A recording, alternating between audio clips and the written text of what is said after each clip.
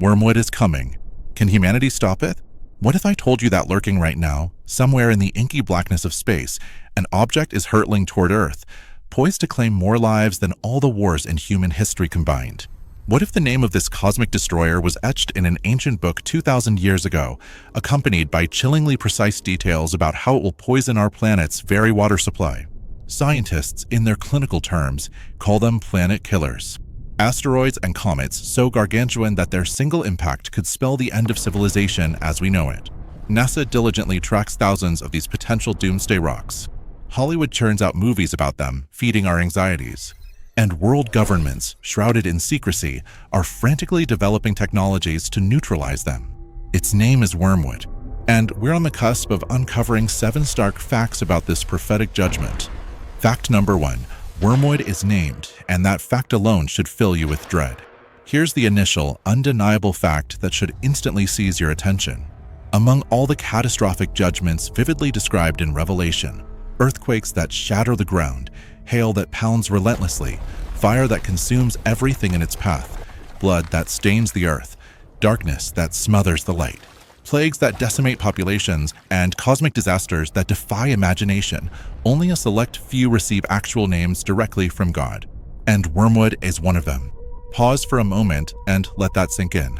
The book of Revelation lays bare the most devastating period in the entirety of human history. It paints a picture of supernatural disasters capable of wiping out billions of souls.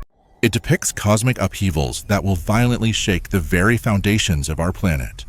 And yet, in the midst of this terrifying panorama, God doesn't deem it necessary to name most of these judgments. He meticulously describes them, painstakingly details their horrifying effects, and precisely explains their timing. But he withholds names except for a chosen few. Babylon the Great is named, the beast is definitively identified, the false prophet is given a title, and a falling star is irrevocably called Wormwood.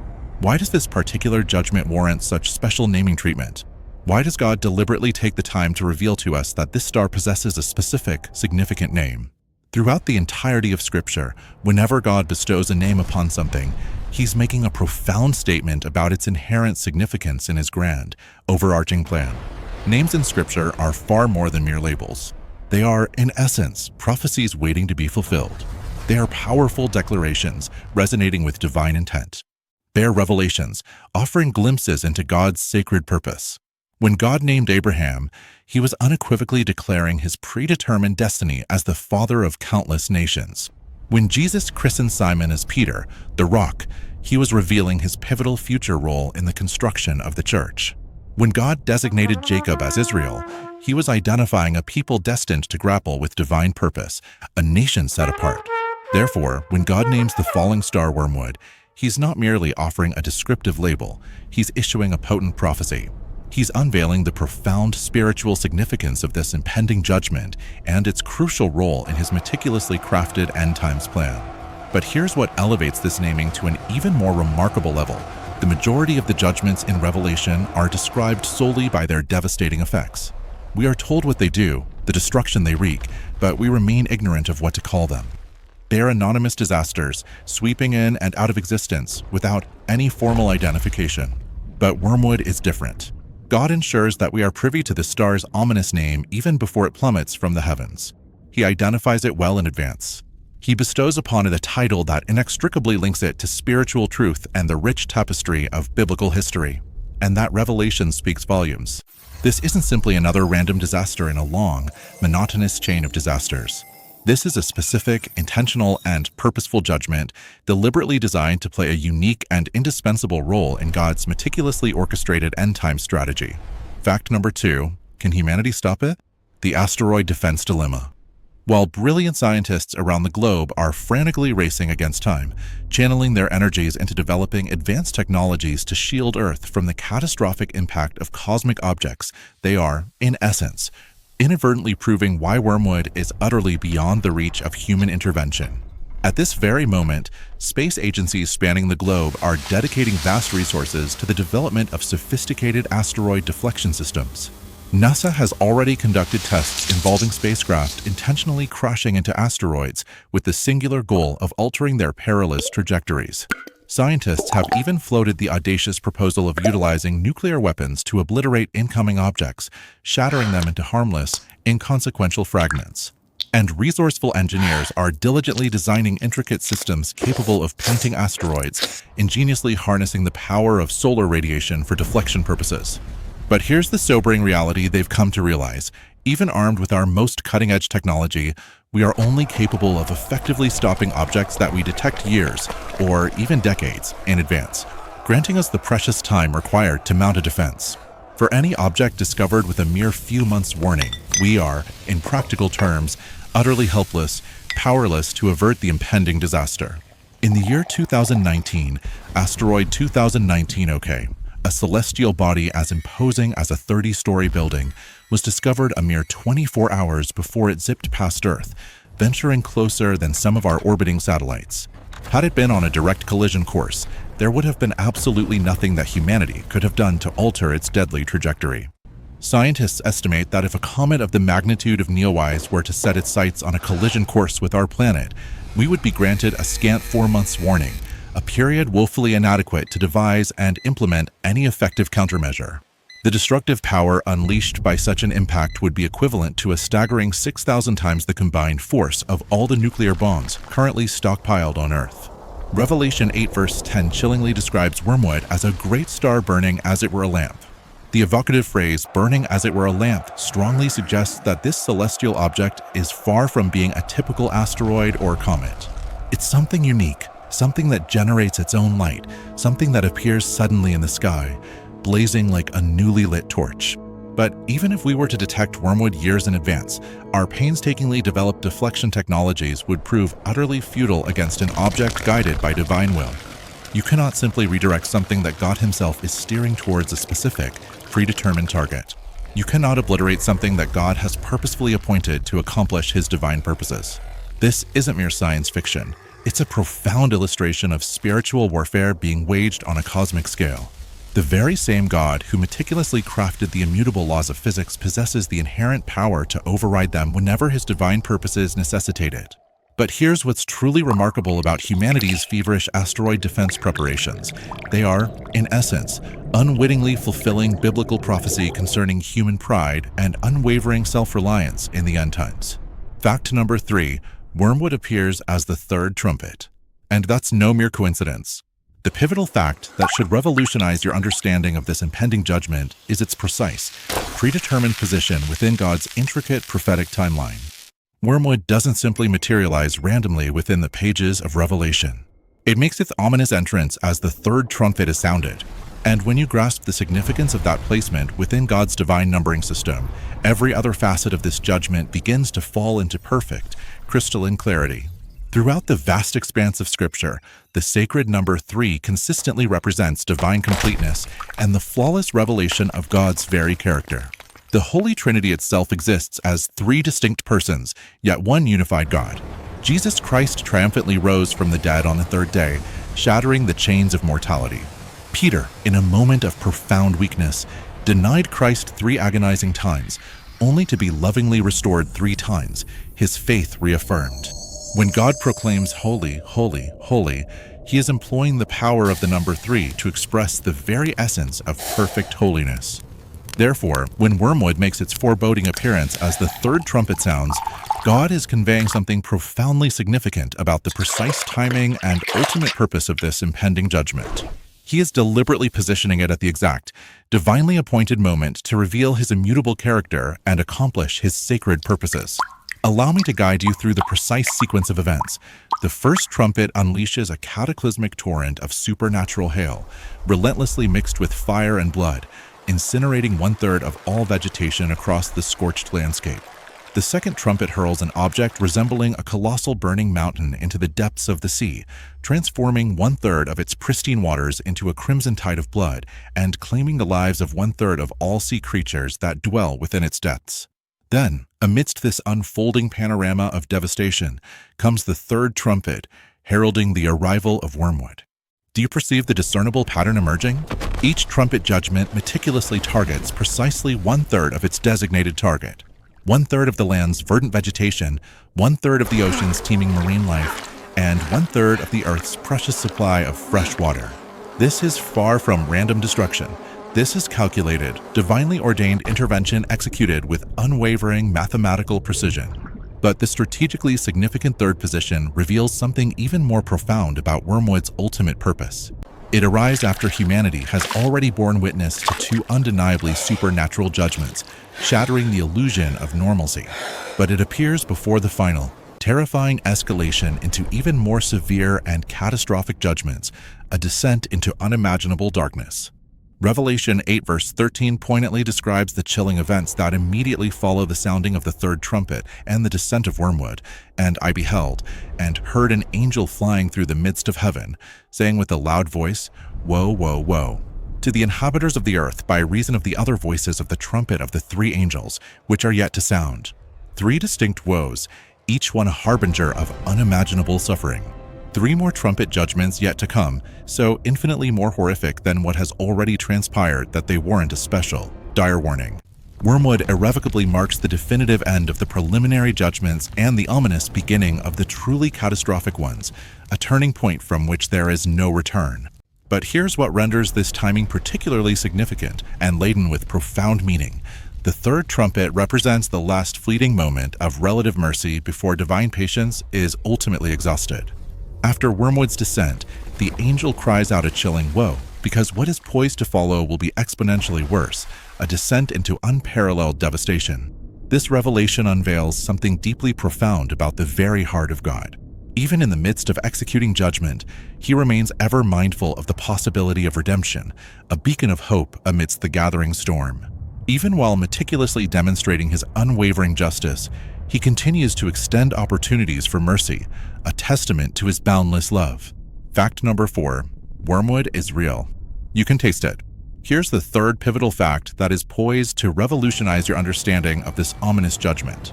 Wormwood isn't simply an enigmatic prophetic symbol, relegated to the confines of the spiritual realm. It's a tangible, real plant that you can actually purchase, taste, and experience in the here and now. And when you truly comprehend what this plant does in the natural world, you'll gain a completely new and profoundly insightful understanding of what God is seeking to communicate through this impending judgment.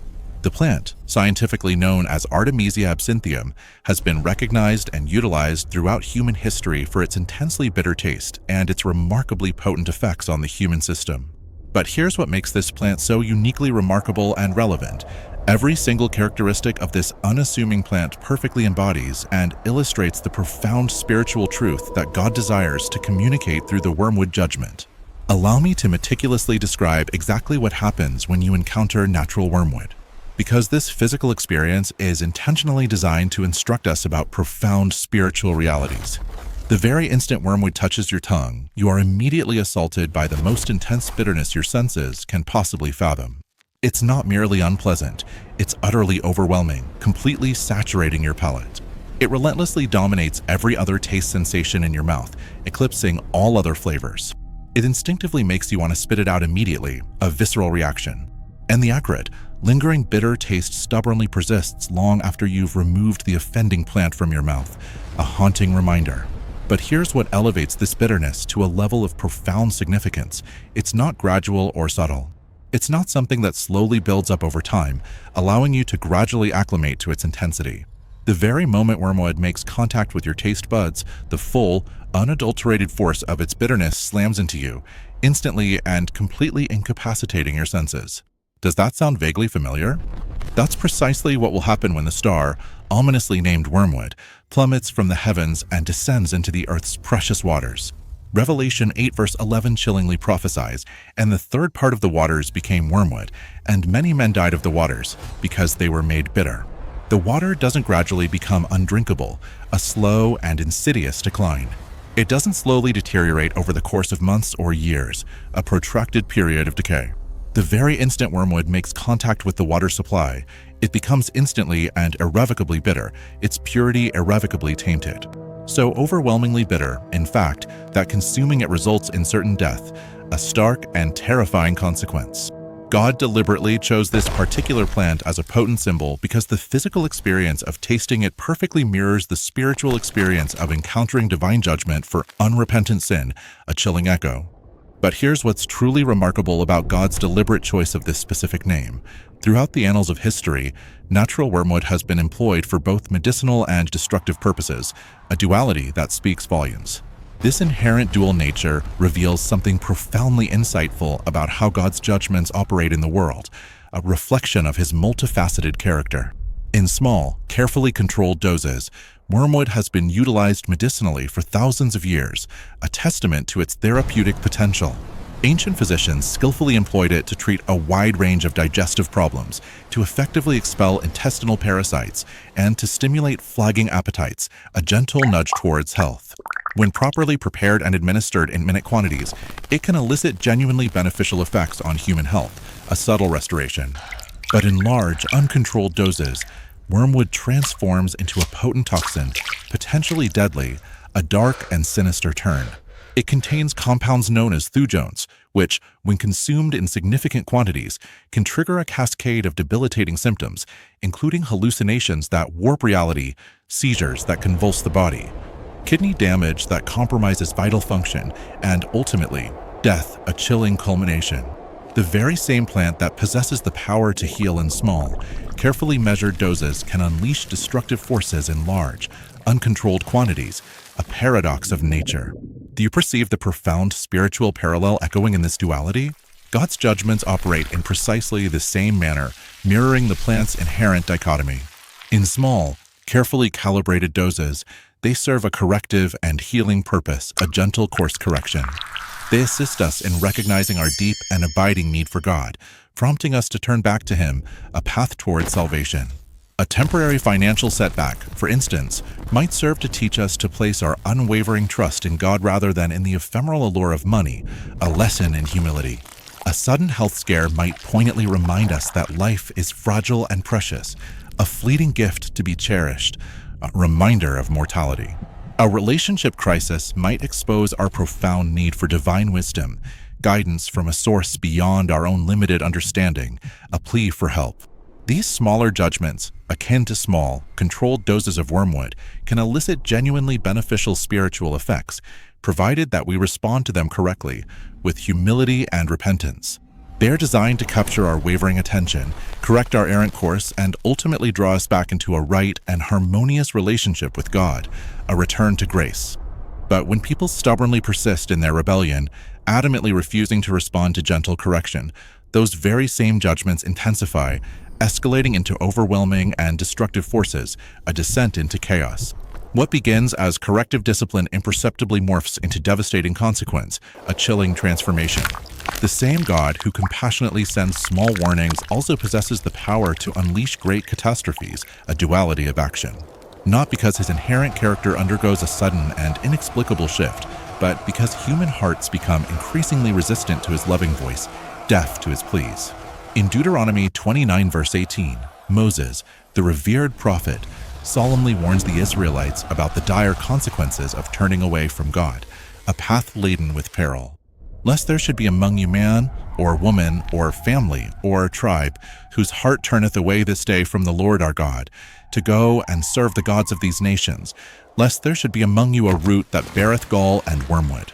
Notice the deliberate and carefully constructed progression that Moses so eloquently describes. It commences with a heart that deliberately turns away from God, a rejection of his divine guidance. This initial act of defiance inevitably leads to the worship of other gods, a descent into idolatry. And this ultimately culminates in a root that beareth gall and wormwood, a bitter harvest of sorrow and regret. The bitterness doesn't emerge first. It's not the initiating factor.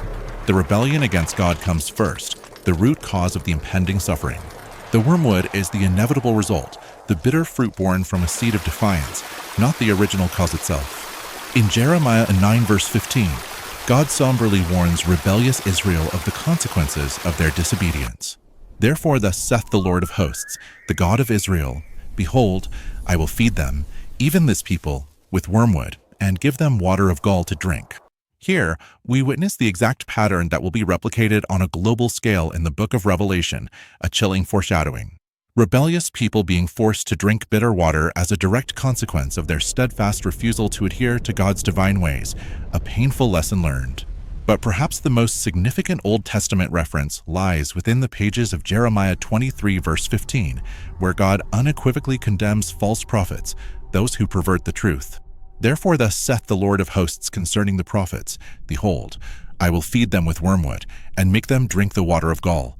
For from the prophets of Jerusalem is profaneness gone forth into all the land.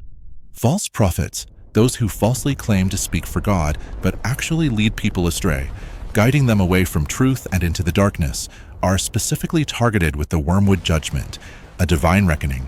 But there exists yet another compelling aspect of natural wormwood that elevates God's deliberate choice of this symbol to an even more profound level of significance: its detrimental effect on agricultural land, a destructive force.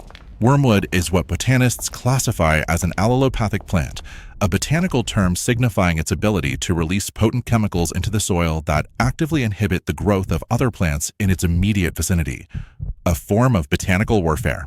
When wormwood takes root and establishes itself in an area, it doesn't merely claim that space exclusively for itself. It actively poisons the surrounding soil, rendering it inhospitable to other forms of life, ensuring that nothing else can flourish in its shadow. Over time, a field relentlessly invaded by wormwood gradually becomes increasingly barren and unproductive, a desolate landscape. This stark agricultural reality perfectly illustrates the insidious and pervasive effect that sin exerts on human life and society, a corrupting influence. Sin doesn't simply affect the individual who commits it, confining its impact to a single soul. It poisons the very environment surrounding it, contaminating everything it touches. One person's deliberate rebellion against God generates spiritual toxicity that spreads like wildfire, affecting their family, their community, and their entire culture, a ripple effect of corruption. When a star ominously called Wormwood plummets from the heavens and into the Earth's precious water supply, it will exert the very same devastating effect, but on a global scale, a catastrophe of unimaginable proportions. It won't merely render the water bitter in isolated locations, a localized inconvenience. It will relentlessly spread its insidious bitterness throughout entire river systems and subterranean water tables, affecting vast regions and countless people, a widespread contamination. This revelation unveils something crucial about the very nature of divine judgment. It acknowledges and emphasizes the irrefutable truth that sin is far from being a private matter, confined to the individual. When individuals and entire societies deliberately rebel against God, that rebellion inevitably generates spiritual contamination that spreads far beyond the original source, polluting everything it touches. When the star wormwood falls, transforming 1/3 of the Earth's precious supply of fresh water into a bitter, undrinkable concoction, it's not merely creating an unpleasant taste, a minor inconvenience. It's rendering the water itself toxic and deadly, a source of mortal peril. People won't simply refuse to drink it because it tastes offensively bad, an aesthetic aversion. They will undoubtedly die if they dare to consume it, a stark and terrifying consequence. One of the most remarkable attributes of natural wormwood is the astonishingly small quantity required to elicit a powerful and transformative effect, a testament to its potency. Just a minuscule amount of wormwood extract can render large quantities of liquid intensely bitter, a disproportionate impact.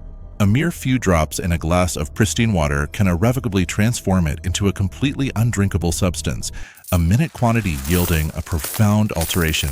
This concentration effect unveils something critically important about the impending falling star judgment. It doesn't necessitate a massive cosmic object to contaminate vast and sprawling water systems, a relief from the seemingly inevitable scale of destruction. Even a relatively small star could potentially release enough of the concentrated wormwood principle to significantly affect 1/3 of all the fresh water resources on Earth, a chilling possibility.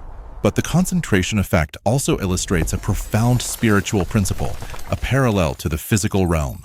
A little sin goes a surprisingly long way in corrupting what should inherently be pure and untainted, a cautionary lesson. Just as a minuscule amount of wormwood can transform vast quantities of water into a bitter, undrinkable concoction, a small act of rebellion can render entire lives, families, and societies spiritually toxic, a pervasive contamination. This is precisely why God takes sin so seriously and why his judgments often appear disproportionate to human minds, a seemingly imbalanced response. We tend to perceive sins as isolated actions, confined to a specific moment and only affecting the immediate circumstances, a limited perspective. But God, in his infinite wisdom, perceives how seemingly small acts of rebellion relentlessly spread their insidious bitterness throughout the entire intricate system of human relationships and complex social structures, a far-reaching contagion. Another inherent characteristic of natural wormwood that renders it a perfectly apt symbol for divine judgment is the remarkable difficulty encountered in attempting to remove it once it has been introduced into an environment, a persistent threat. The compounds that generate wormwood's signature bitterness are remarkably stable and persistent, resisting easy removal. They don't readily break down into less harmful components. They don't easily evaporate, dissipating into the atmosphere. And they cannot be effectively filtered out through normal water treatment processes, a frustrating impasse. Once wormwood contaminates a water source, that pervasive bitterness can stubbornly persist for extended periods, an enduring legacy. Even if you attempt to significantly dilute the contaminated water, you can still detect the lingering bitterness, a subtle reminder of the initial transgression. Even if you diligently attempt to mask it with other, more palatable flavors, the underlying bitter taste stubbornly remains, a haunting presence. This tenacious persistence illustrates something critically important about divine judgment, a somber truth. It's not a temporary inconvenience that can be easily and readily overcome through mere human effort, a challenge to our self-reliance. When God permits the consequences of rebellion to manifest in our lives, those consequences tend to be lasting and profoundly significant, a lasting impact. The water that has been transformed into a bitter concoction by the falling star doesn't magically revert back to its pure state over time, a passive restoration. People cannot simply patiently wait for the bitterness to gradually fade away or ingeniously develop techniques to render it palatable once again, a futile endeavor. The judgment persists, an enduring reality, until God himself graciously chooses to remove it, a divine intervention. But this inherent permanence also subtly reveals something about God's enduring mercy, a glimmer of hope amidst the darkness. While he permits his judgments to have lasting consequences, he simultaneously provides alternative sources of blessing for those who sincerely turn to him, a lifeline in the storm. Even when 1/3 of the Earth's precious fresh water supply becomes contaminated and rendered bitter, 2/3 miraculously remains clean and drinkable for those who place their unwavering trust in God's divine provision, a testament to his unwavering faithfulness. The devastating effects of wormwood don't merely randomly occur to the Earth's water supply, a haphazard event. They perfectly mirror a significant event that transpired over 3,000 years ago, revealing that God's fundamental patterns never change, a constant thread throughout history. Fact number 5. Wormwood echoes Egypt's plagues. The fourth pivotal fact that is poised to completely transform your comprehension of biblical prophecy is this profound realization. The wormwood judgment isn't simply a random, isolated disaster, a capricious act of fate. It's, in essence, the final, global culmination of something God demonstrably displayed in Egypt over 3,000 years ago, a historical precedent.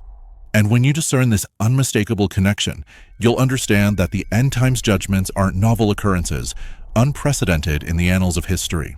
They are, in fact, perfected and amplified versions of judgments that God has already unequivocally proven he can and will execute when circumstances necessitate it, a recurring pattern.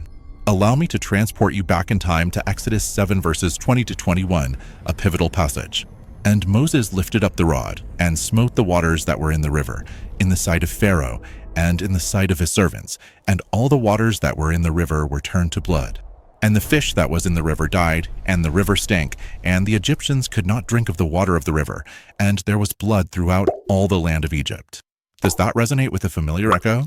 Water becomes undrinkable, tainted, and foul. People are deprived of their normal, reliable water sources, facing a dire scarcity. The pervasive contamination spreads rapidly throughout the entire region, poisoning the land. The populace suffers immensely as a direct consequence, enduring hardship and deprivation. Now, carefully consider the ominous wormwood judgment, a parallel narrative. And the third part of the waters became wormwood, and many men died of the waters, because they were made bitter, Revelation 8 verse 11. Water becomes undrinkable, its purity irrevocably compromised. People are denied access to their normal, dependable water sources, facing an agonizing thirst. The far-reaching contamination spreads inexorably throughout the region, poisoning the land. People perish as a direct result, succumbing to the devastating effects, a tragic loss. The underlying pattern remains undeniably identical, a consistent echo across millennia. The only discernible difference lies in the sheer scale of the devastation. In ancient Egypt, the entirety of the water supply within a single nation was afflicted, a localized crisis. In the Wormwood judgment, 1/3 of all freshwater resources on the entire planet will be affected, a global catastrophe. But here's what renders this pattern recognition so vitally important. It unequivocally reveals God's unwavering consistency and his inherent escalation principle, a predictable trajectory. When God demonstrably executes a judgment in one specific location and within a defined period of time, he is, in essence, establishing a pattern, a precedent that he will undoubtedly utilize again when circumstances warrant its renewed application, a recurring theme. Consider this illustrative example. The plague of suffocating darkness that enveloped Egypt during the time of Moses finds its amplified echo in the cosmic darkness that descends during the fourth trumpet judgment, a recurring motif. The destructive plague of hail and fire that relentlessly bombarded Egypt finds its evolved counterpart in the supernatural hail and fire that herald the sounding of the first trumpet, a mirrored event. The horrifying plague of blood that tainted the waters of Egypt finds its magnified reflection in the global water contamination that occurs during the second and third trumpet judgments, a grander scale of devastation. God isn't merely being repetitious due to a perceived lack of creativity or imaginative inspiration, a superficial assessment. He's being deliberately consistent, intentionally reiterating familiar patterns, because he earnestly desires for us to recognize these recurring themes and gain a deeper understanding of his unchanging character, a pathway to comprehension.